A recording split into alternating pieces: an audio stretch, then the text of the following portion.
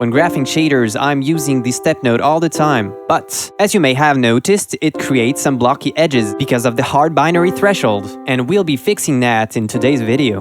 The first way you can limit the problem is using a smooth step and narrowing down the thresholds until you obtain the nicest edge possible. But artifacts will still be visible if the edge is smaller than the distance between two neighboring pixels when you move away from your texture or seeing it at narrow angles. To automatically determine the optimal edge values, we'll be using the screen space derivatives of our gradient.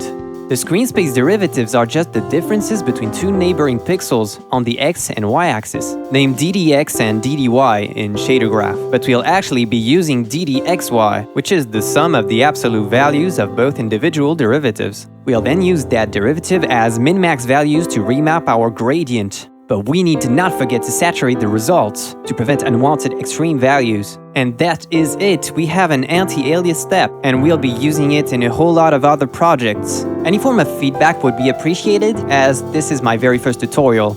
In the next video, we'll use it to anti-alias the edge of a black hole, so stay tuned.